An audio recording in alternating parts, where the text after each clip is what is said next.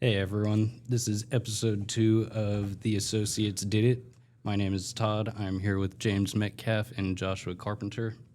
Today's subject, we are going to talk about why lawyers bill the way they do. We're going to discuss retainers, flat fees, contingencies, what transparency looks like in law firms today. I thought we could start off the episode with maybe asking Josh how he drafted his first fee agreement. I stole it. Yeah. That happens a lot, though, for law work where people have a good motion or something. You're like, yeah, I'm going to use that later. Well, I mean, I was a pretty young attorney. I didn't really have a mentor or anything. And so a lot of what I did, I just kind of stood on the shoulders of others and made do. And so I did this really complicated thing where I went to the ABA website way back in the day in 2004. Went to the website and got a copy of their retainer agreement and their ideal retainer agreement, modified it a little bit for my purposes, and went from there. Also got a copy of their lawyer fee explanation sheet, which I still use to this day, and so which breaks down why lawyers bill the way they do, why the fees are what they are, and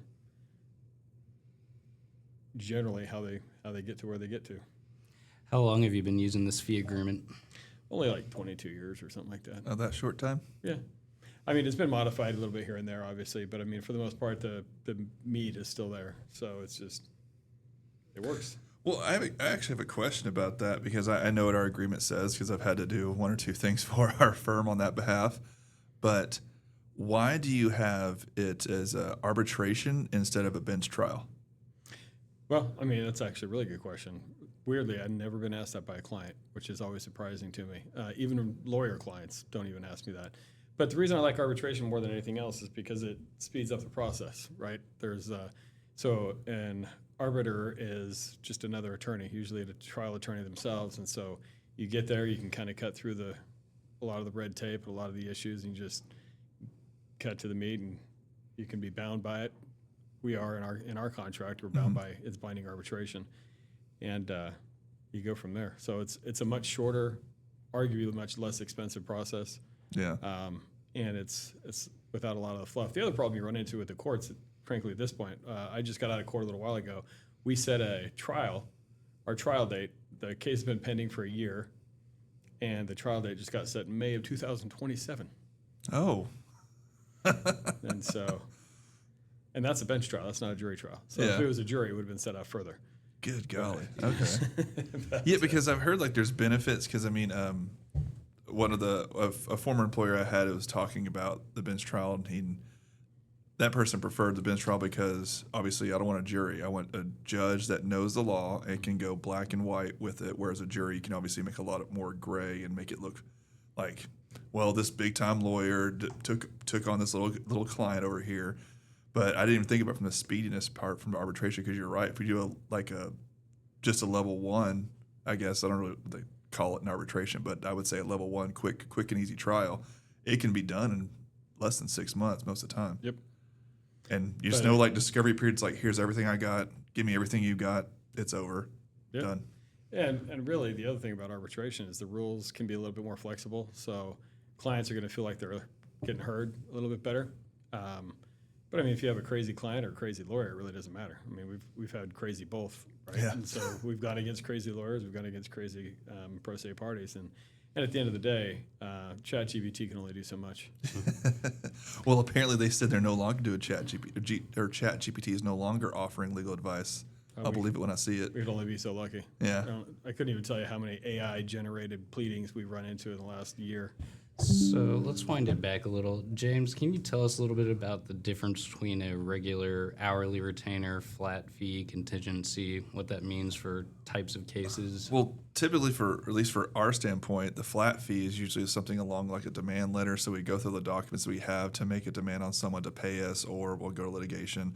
And sometimes it takes a little longer than a few hours, but typically the flat fee is like around, I don't know if you want us to say our entire fees, but the fee is like around $750 for most of them, because that way it gives the lawyer or the other person who's working on it a few hours of time already allotted. If it takes less, great for us. If it takes more, well, great for them. So it kind of balances out. But when it comes to the hourly, that's when stuff starts getting real fun because the clients will initially make an initial retainer. And that initial retainer, sometimes a client will believe, well, that's all I'll ever have to pay. No, that's to get us started, so we know we basically have a bank account to start drawing from to spend our resources to start this up. I think that's called an evergreen retainer, the act of replenishing that. Right. I mean, generally, historically, that's kind of what they are. News to me. Learn something new every day. But then, yeah, once you do hourly, if I have to touch anything, it becomes a charge, and that's where clients sometimes get the thinking that we're friends, and it's like I'm friendly, but I'm not a friend. So if you are talking to me, if you call me, if you email me, I have to bill for that because my boss expects me to use my time wisely. If I give out free information through email, well, that's money out of his pocket and mine. So that's not fair. And from the client standpoint, it's like, well, I only wanted to ask for these few things. Well, that's still me using my lawyer brain, which you hired, to do this, even what you would seem as a small task. But I can tell you for a definite answer, it's a yes or a no or whatever, not a maybe and not waffling. That's what you're paying for. So once you get hourly, that's where it starts getting. It can get pretty high pretty quick depending on what the other side is doing. But contingency is a fun one for mostly personal injury, because there's typically a payout, and so if they don't win, you don't charge them anything. If you win, you take a cut, and it's a numbers game. How many of these cases can I stack up to get a potential payout to where it'll pay for all of them at once? So that's that. Josh, what's your thought process when you're going through an intake with a potential client and you're trying to determine how to structure their retainer agreement? Well, a couple things about that. You cannot take a family case on contingency for the most part. There are a couple exceptions. Why is that? It's just against the rules. They've specifically outlawed it in the law. And I would gather it's because lawyers are terrible enough in family law, so they don't want to give them additional incentive that they get a portion of the community estate if they win. I couldn't even imagine the bloodshed that would occur in the courthouse and in community estate properties and everything else. It's already petty enough in the law in the family law field. Could you imagine? I really couldn't. It'd just be a bloodbath, like, constantly. But aside from that, I mean, typically most of what most law firms do are actually hourly. Okay. Right? And so it can be structured a little bit different ways. Like we have corporate clients where we do a general counsel agreement with them. So we can either do kind of a flat fee per month, or we do kind of a reduced hourly because of the amount of hours we're working for them. So we try to not completely, bankrupt their company type thing. But really most cases, most business cases, contract disputes, real estate, family law, most civil, landlord, tenant, all of the other kind of areas are going to be hourly. And so the trick is just making sure you can come to an agreement on what's reasonable per hour. Most of the attorneys that you're going to run into have a fixed hourly rate. A few of them will change their hourly rate between, okay, this is what I charge at the office, this is what I charge at the courthouse, this is what I charge when I travel, and that's very confusing to me. Mm-hmm. Especially in the day of Zoom hearings. Like, I don't know how you charge. Right. So if you're at a Zoom hearing, do you charge for being in court? Is that your court time, or is that, since you're still at your office, do you charge your office time? And I say these things because I've heard all of this from clients before, and about other attorneys, because we don't do that. We just charge the same rates, and so it can be tricky. But the reality of the situation is lawyers are expensive, right? And Nobody knows lawyers are expensive more than lawyers, because we've spent an entire lifetime getting to where we are, and that's what makes it hard. Really, trying to explain to clients, like, oh, why are we charging everything an hour? Why are we charging this much or whatever? Because it's hard to justify, like, hey, Todd, you're a kid or whatever the case is, but you're charging $500 an hour. That sounds about right. Like, nobody's going to really believe that, right? Because a lot of people don't understand what goes into becoming a lawyer, because it's a nightmare.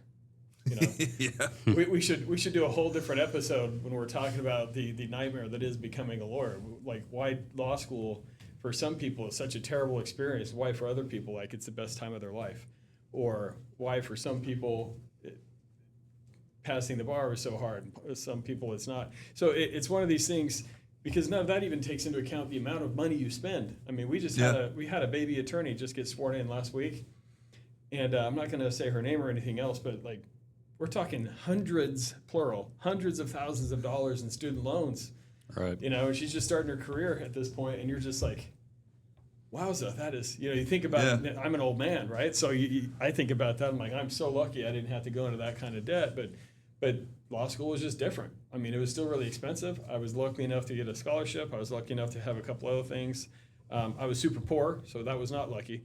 But I had to work. And so I was able to work and pay things as I went.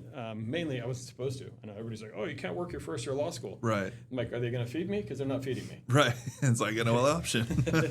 As far as I understand, I don't have money coming in from anywhere. I didn't have any parental help. I didn't have any, rich Uncle Terry. I didn't have anything. I had Josh. That's all I had. That's all I've ever had, right? And so it was one of those things where I had to work. I worked full-time all the way through my undergrad, worked full-time all the way through law school, and worked full-time all the way while being a lawyer.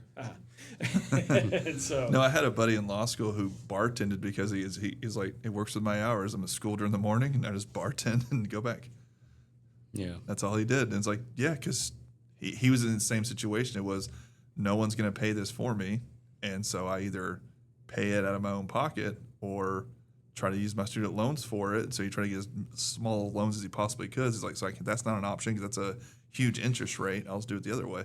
Yeah, I mean, it's crazy to me. I still have student loans I'm paying off, and I've been out of school for over 20 years, right? And so it's just one of those things where I'm like, and I didn't have a fraction of what she or some of the other people have. People are coming out. We had a law clerk before. I'm not going to say her name either, but she used personal loans and student loans and everything else as like her own personal piggy bank. Yeah. So she's the type of law clerk that's completely broke, complaining about money all the time, but then walked in carrying a brand new Louis, and she thought she was what's the Legally Blonde character, Elle Woods or whatever, and that's how she tried to act and everything else, and so she graduated from law school, good for her, but she has like $375,000 in student loans. I know she published it on Facebook, like her ticker of how much student loans she has.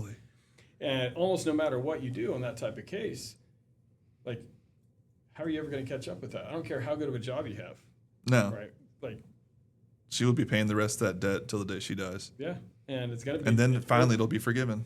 It'll be crushed. It'll be crushing for a while. And so I think as we're talking about circling back around, Toddy, circling back around, as we're talking about fees and everything, all of that comes into play, right? Because all of that experience, all the debt, all of the rent, all the malpractice insurance, all of the software that we have to use, everything that we do is ridiculously expensive. And I'm not even kidding. If you go to a marketing company, you're like, hey, I have a horseback riding school and I need help with marketing. They're going to charge you 1/100th price as if you, the same person, walk in the same way and say, hey, I have a law firm and I want to do marketing.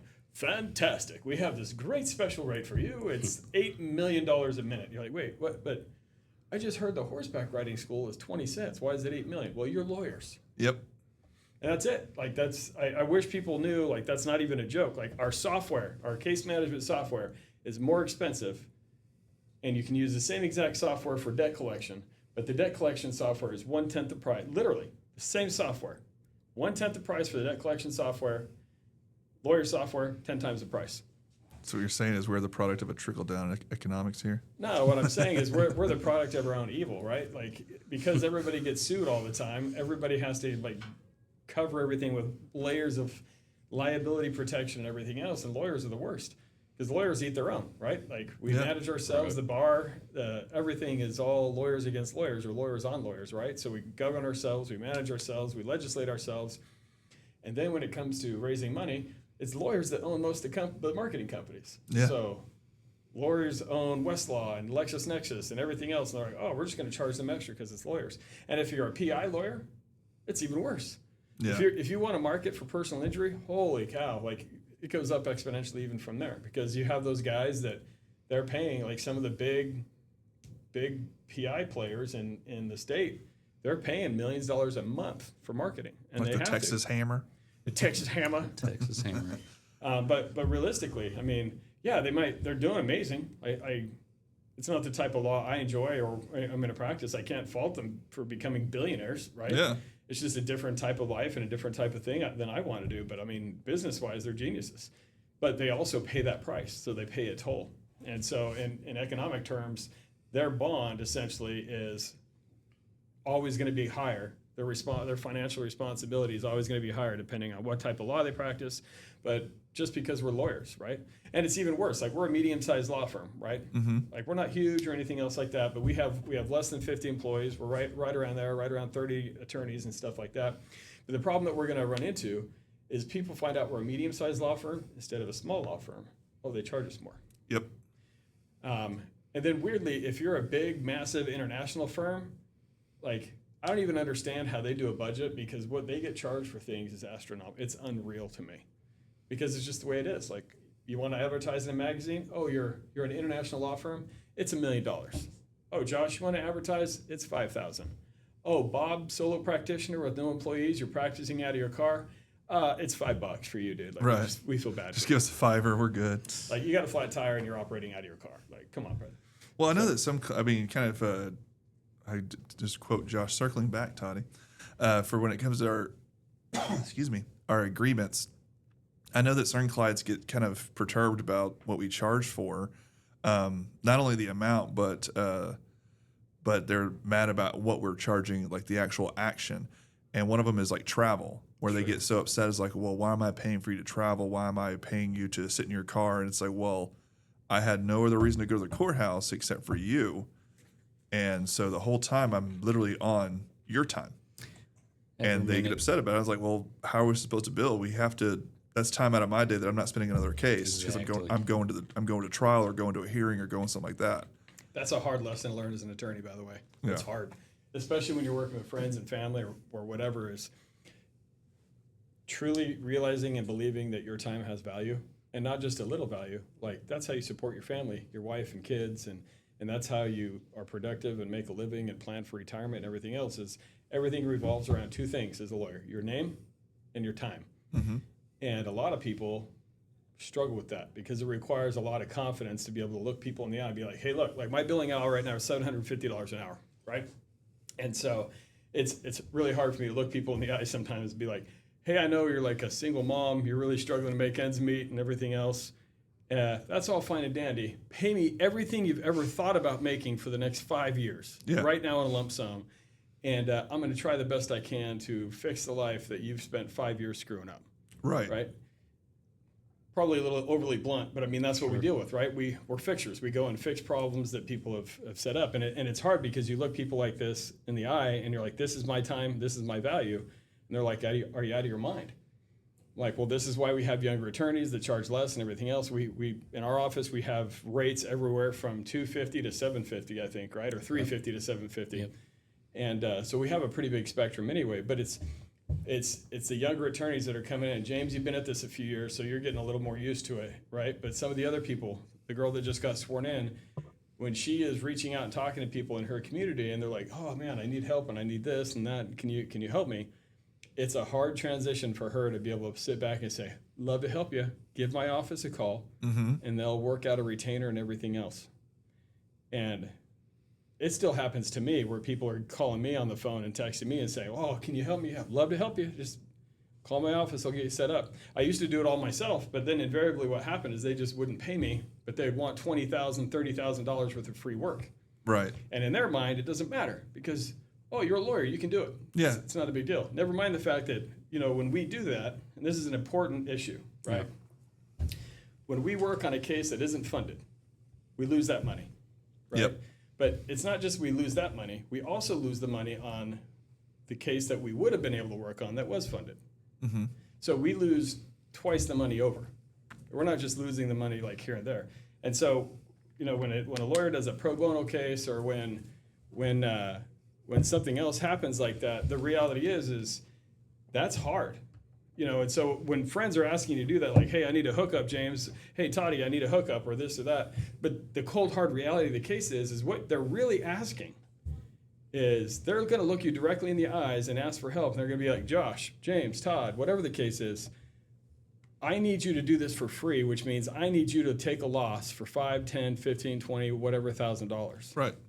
And these are people like, nobody in the right mind would ask people to do that typically, right? But they think that the universal thought is you're a lawyer, you're rich, you can afford it, you can do it. It's not a big deal, but it is a big deal. And they always think that it's like, oh, it's not going to take a lot of your time. It's like you don't know the intricacies of your own case. You know that there's certain facts, but you don't know how they're going to play out and how you have to write it up to make it sound the best to help the client out the most in that lawsuit. Right. Like, oh, it's simple. It's just this, and this, a breach of contract. Like, all right, well, then I have to research other things to make sure I can add it into the lawsuit. Because if I don't mention it, I don't get to argue for it. So and people forget that. Because I remember there was a case that you let me do for pro bono for one of my friends at church. And I asked you, at first I asked you because I knew I was going to be using resources from work. And so I was like, it has to be cool with my boss. If he says no, he says no. That's how it works. My name's not on the wall. That's a good point. Josh, what makes you determine whether you're going to bring in something pro bono or not, as opposed to any other type of retainer structure?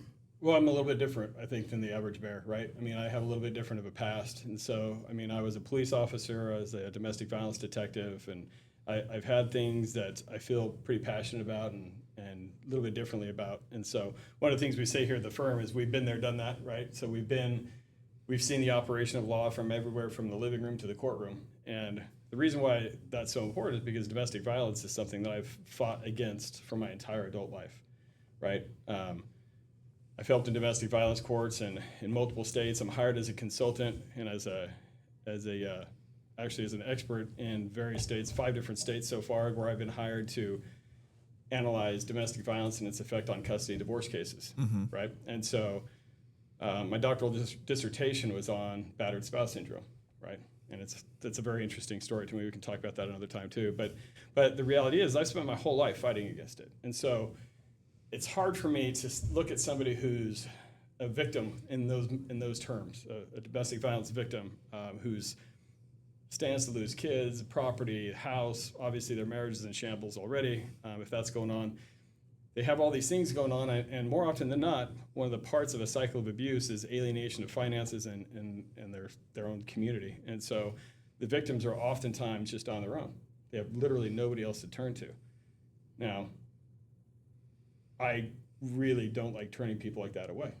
And so that's why us as a firm, we average about $300,000 a year in free legal work for victims of domestic violence. And that's not us bragging or anything. That's just what we do. We don't sit there and tout that anywhere. We're not like splashing that on the front page of anything. Right. But we let people know that we do that because some people really don't have anywhere else to go. I post heavily on social media about domestic violence help. We work with various shelters. We worked with other victims advocates and things like that, counselors, therapists, and everything else, specifically because part of the cycle of violence is a lot of the victims have been alienated from everything else in their life, and they have nowhere else to go, no one else to talk to. So that's where we step in.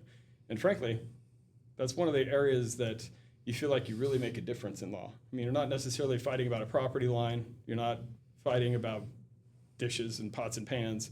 You're fighting about the basic right to exist as a human. Right. And once again, this is something we could talk in another episode about. But like for me, putting your hands on somebody, and I've lived an extraordinarily violent life, right? I mean, we talked a little bit about my background, but through the military and law enforcement, I mean, I'm a martial arts instructor. I fought 40 years of my life, right? I know I'm getting old, but anyway, it's actually, I just thought about it. It's over 40 years of my life I fought, right? No. Oh my goodness. But I've been an instructor, and you teach people how to fight and everything else like that. But the average person, right?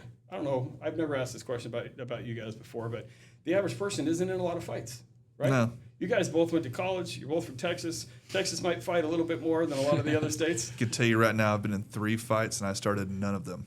Yeah. Yeah. I basically got hit, stood there, and go, "Are you done?" Because my whole worry was when 7th grade hit, they did this whole spiel about if you're in a fight, it is a 0 tolerance. We will arrest you. Period. And you're a giant. Yeah, that right? too. So and even as a very peaceful, very nice, sweet man, you're like 8 feet tall. yeah, He's not actually 8 feet tall, but he's a really tall. He's a big guy. But you've still been the victim of somebody assaulting you, Yeah. right? Like, or technically battering you, I suppose. Todd, you a fighter? You lover? What are you? Definitely a lover. My last fight was in 7th grade, and it taught me that I was not a fighter. All right.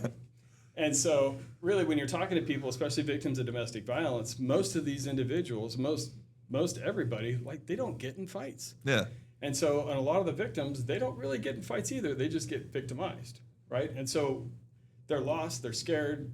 Frequently, have no one else to go or talk to or to do anything about. And so, you know, in my own life, I'm not going to get into this too deeply right now, but one of the scariest things is knowing that somebody is coming to hurt you, and also knowing that there's nothing you can do to stop them.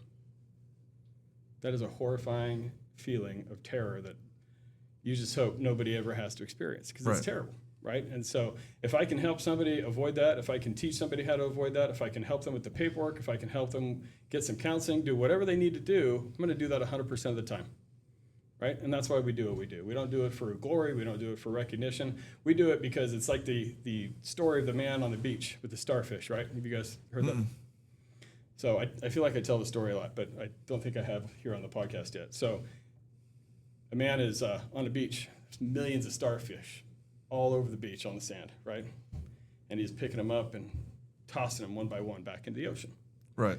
The other man walks up to him and he's like, "What are you doing?" He's like, "Just throwing these starfish back in the ocean." He's like, "You really think that's going to make any type of difference at all?" He says, "Makes a difference to this one." And he throws it back in. That's really, I think, sometimes how you have to approach life. Right. You can't go in expecting to save the world all the time. Like, you just can't. It's too overwhelming. There's too much to do. But you can make a difference in one person's life. Right. Right? Or I can help Todd, or I can help James, or I can help whoever it may be. And that's how you start to really kind of create that tide of change. You know, domestic violence, when I first started the fight way back in the 90s, it was still relatively new. You know, there was a lot of training kind of popping up. You know, the rule of thumb had just kind of expired basically until around 1978. Do you guys know what the rule of thumb is? Yeah. No, the rod can't be bigger than the thumb. Yeah. Yeah. It was the old English colony style law that said you could beat your wife with a stick, but it couldn't be any bigger than your thumb, right? So hence the term rule of thumb. That was how perverse the society and culture adopted and was used to spousal abuse. Right. Spousal rape wasn't talked about. It wasn't even allowed legally. You know, you had all these different issues, and finally, through training and education, people started recognizing that, hey, you know what? Maybe it's not cool to beat up your wife. Yeah. Maybe it's not cool to allow spouses to beat on each other. You know, and ironically, lawyers came in big time, right? Because, like I said, we'll get into it later, but lawyers actually made a night-to-day difference in treating spousal abuse, and so mainly in criminal defense. Yeah. Right, and so at the end of the day, that's what you have to do. You have to look at things and just make that one difference. Throw that one starfish back. Help that one client. Help that one pro bono client. You can't help them all, right? Yeah. And some of them you can't help because the circumstances of the case are so convoluted or so complicated. You just can't. You can't walk in there and be like, "Hey, look, whatever your name is. We just can't. You committed several crimes. You've got all these other things going on. CPS has your kids. This is not as clean of a case as we would be able to take on right now." Yeah. And it hurts sometimes and it's hard, but it's just the circumstances is we can't do everything for everybody. Because at the end of the day, I know people hate to hear this, you still have to feed your own kids. You still have to work. You still have to do things. Because when we do pro bono cases, we don't get any money from anybody for it. This is stuff that we just do out of our own pocket, that we, out of the niceness of our souls, I suppose, we're just stepping out and helping out. See, lawyers can give And, sometimes. you know, wrapping back to what James said earlier, every minute spent towards pro bono matter is not spent on a billable matter. Right. So, I mean, even, but like you said for the starfish, I mean, the person you let me do that for, I mean, he ended up getting a settlement, and it wasn't for an astronomical amount, but for him it mattered. right. And it made him and his wife whole in that small amount. It's like, right, but I mean, even what you're saying about you help doing some pro bono for battered spouses or anything like that, that you're right, it's not going to end up in the paper unless you have this just astronomical case you're willing to take for free. But if it's an astronomical case, it probably means a tough case, which means you probably need to get money for it. Yeah. And that's part of the other thing. Sorry, Toddy, just real quick, and I'll shut up, I promise. As you're analyzing cases to determine for hourly, pro bono, contingency, and everything else, sometimes you have people that have a great case and they can't afford you. Yeah. And that's really hard. But sometimes you have to look at yourself. You have to look at the value of your time and energy and everything else. And you cannot take every case. You can't. I know some lawyers say, "Oh, I'm going to take every case that comes in off the street." You can't do it. You'll burn yourself out. They're going to kill you because they're going to be upset. Nothing you ever do is going to be good enough half the time. And you have to be selective on the cases you take because Sometimes the case isn't worth it. Sometimes the money's not worth it. Sometimes the situation isn't worth it.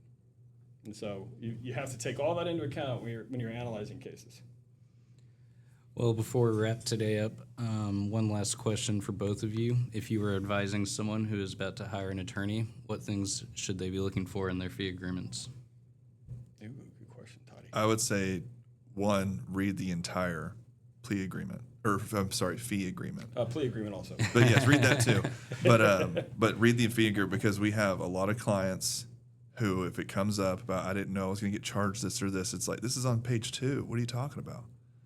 Like we made sure to give it to you, give you some time, and then you returned it to us, not saying, hey, sign right now, don't think about it, just sign. We understand that you need some time to think about it, because like Josh said, we're not cheap. No lawyer really is.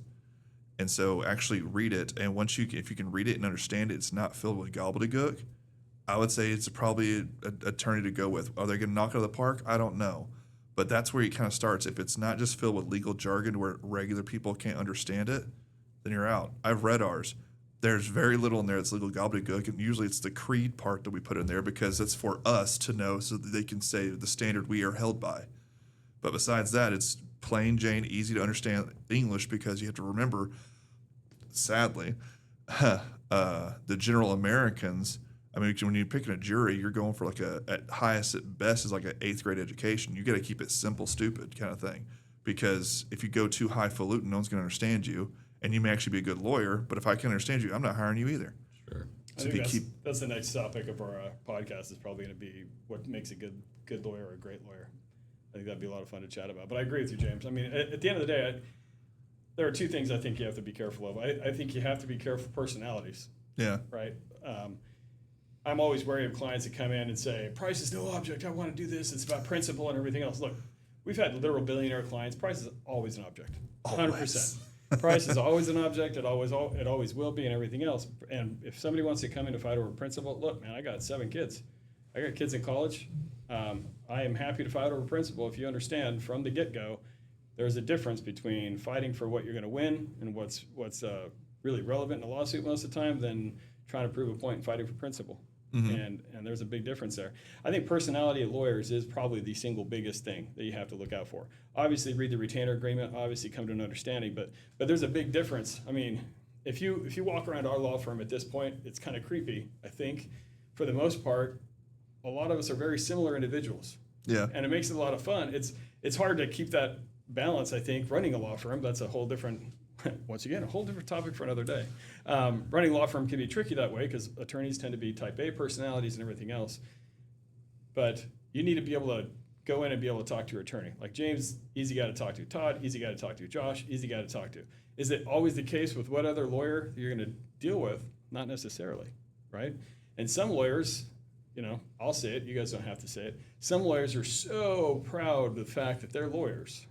And they're so proud of the fact that they're at this firm or that firm or whatever else. You try to talk to them, and like for somebody like me, I cannot handle that level of pretentiousness. Yeah. And I'll be the first to admit it. Look, I grew up broke, right? I grew up super poor. I left home when I was 17. I had to put myself through college, put myself through law school, put myself through MBA, PhD, started the firm with the ground up with no help, right? And I don't say that as like a badge of honor. Oh, look at me, because it sucked. Everybody told me, like, Josh, you're going to appreciate all this so much more because you were able to do this by yourself. And I don't, right? Like, I went to a great law school out in Washington, D.C. area, and most of the people that I went to school with were either working at the Patent and Trademark Office, their parents were senators or worked up on the Hill, or they were named partners at different law firms around. Right, so I went to George Mason Law School, right, and we were in Arlington, Virginia, and everybody in the parking lot, except for a couple of us, drove a brand new European car, and I was rolling in my Hyundai. That is not what Texas Tech looks like. Nope. But it's hard, right? Because if you come from, like, I've been a police officer before going to law school, and so I had that kind of rough and tumble approach anyway. Like, I saw the practical side to the law, and a lot of these people were just the theoretical side. Right. And so that may be a little bit different too, but it was hard because nobody else that I could really remember right now worked their first year of law school, like, at all.